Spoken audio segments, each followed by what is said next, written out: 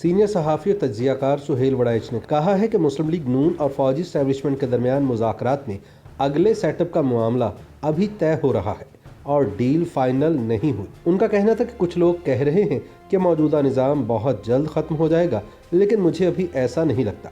जियो news के programme आज शाहज़ेब खानज़ादा के साथ में गुफ्तगू करते हुए सुहेल वड़ैच का कहना था कि इस वक्त ख़राब हुकूमती कारकर्दगी सबसे बड़ा मसला है, जिसका खमियाजा पाकिस्तानी अवाम भुगत रहे हैं। इंसाफ हेल्थ कार्ड के हवाले से बहुत शोर मचाया गया और कहा गया कि इसके ज़रिए हुकूमत अवामी हिमायत हासिल करने में कामयाब हो जाएगी, लेकिन खैबर पख्तूनख्वा के इंतखाबी नताइज ने साबित कर दिया कि अवाम अब मौजूदा हुकूमत से बेजार हो चुके हैं। नवाज शरीफ की वतन वापसी से मुतालिक पूछे गए सवाल के जवाब में सुहेल वड़ैच का कहना था कि कहा जा रहा है कि नवाज शरीफ को कोई उम्मीद दिलाई गई है और बातचीत का अमल जारी है। उन्होंने कहा कि नवाज शरीफ अगले आम इंतखाबात से पहले पाकिस्तान वापस आ सकते हैं, लेकिन उन्हें जेल जाना पड़ेगा।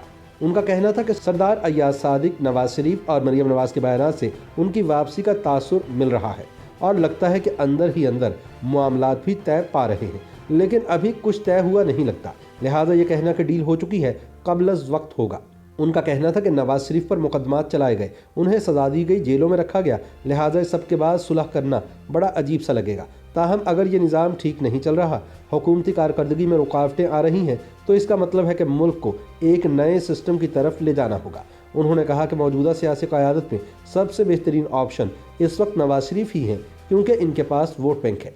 चुनाचे अगर इनकी वापसी की कयास आराइयाँ की जा रही हैं तो कोई गलत नहीं है। एक और सवाल के जवाब में सुहेल वड़ैच का कहना था कि पीटीआई को हुकूमत चलाते हुए 3.5 साल हो चुके हैं, लेकिन मुल्क की मईशत और आवाम की हालत में कोई मुस्बत तब्दीली नहीं आ सकी। इस दौरान मुल्क में महंगाई, बेरोजगारी और दीगर मसाइल जूं के तूं हैं, बल्कि इनमें इजाफा हो चुका है। उनका कहना था कि इमरान खान की हुकूमत मिडिल क्लास की हुकूमत थी, इन्हें मिडिल क्लास को फ़ायदा पहुँचाना चाहिए था, लेकिन असल फ़ायदा ताजरों ने उठाया और पाकिस्तानी मिडिल क्लास पिसकर रह गई है। इसलिए अब हुकूमत के घर जाने की बातें हो रही हैं। मारूफ सियासी तज्ज़ियाकार प्रोफेसर हसन अस्करी रिजवी भी सुहेल वड़ैच से इत्तफाक करते हुए कहते हैं कि अभी मुल्की हालात ऐसे दिखाई नहीं देते कि नवाज शरीफ फ़ौरन पाकिस्तान आ जाए, क्योंकि अभी तक इनके खिलाफ अदालतों में केसेस ज़ेर समाअत हैं और बरतानिया में इनके वीज़े की मुद्दत ख़त्म होने के खिलाफ अपील का भी फैसला नहीं आया। लिहाजा इनके ख्याल में नून लीग ने नवाज शरीफ की वापसी की खबरें इसलिए फैलाई हैं कि इन्हें बलदियाती इंतखाबात और मुमकिन आइंदा इंतखाबात से कबल कारकुनान की मुकम्मल हिमायत हासिल हो सके। प्रोफेसर हसन अस्करी के ख्याल में मुस्लिम लीग नून की क़यादत डील की कोशिश कर रही है, लेकिन अभी तक कामयाब नहीं हो सकी। लिहाजा जब तक डील मुकम्मल नहीं होती, नवाज शरीफ वतन वापस नहीं आएंगे।